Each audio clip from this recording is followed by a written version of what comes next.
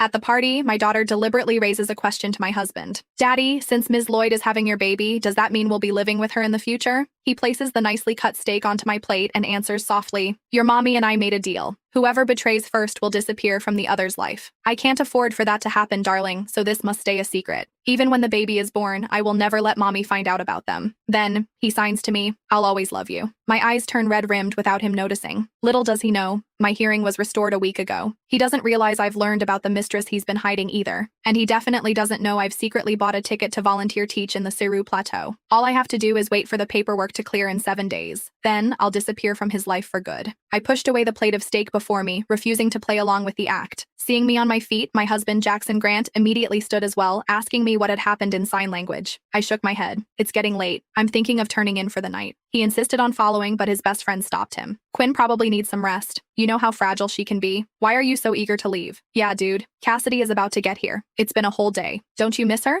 My daughter, Bonnie, joined in, tugging at his sleeve. Daddy, I miss Ms. Lloyd already. Can we not leave with mommy? Panic bloomed across Jackson's face. Seeing there was no anomaly in my expression, he frowned and warned, Don't say her name in front of Quinn. Why not? Mommy can't hear anyway, Bonnie countered. Her words prompted me to pin Jackson back into his chair. I can get home by myself just fine. You guys stay. I turned on my heel and walked out of the establishment's private room, not giving him a chance to argue. I had barely taken a few steps forward when I saw Cassidy Lloyd striding into the restaurant. I couldn't tell if she did it on purpose or not, but her shoulder slammed into mine, making me stumble. Cassidy walked into the private room and scooped up Bonnie the moment she reached for her. Bonnie, it's been an entire day. Did you miss me? Of course, Bonnie answered cheerfully. Cassidy couldn't help smiling at the exchange. In that case, give me a kiss. Bonnie immediately cupped her face and planted a kiss on her cheek. Watching the two of them, one would think they were the real mother and daughter. She set Bonnie down, then slipped into Jackson's arms, her expression full of playful sweetness. In his eyes, there was a softness I had never seen before. Before he could say anything, Cassidy rose on her tiptoes and kissed him passionately. All right, one of his friends muttered, rolling his eyes. It's been months, and you two are still this mushy. None of his friends seemed bothered by it, while Bonnie looked like she had seen this 100 times. I stared at all of them, feeling a sinking coldness in my bones. So, everyone knew they had been fooling around together, except for me.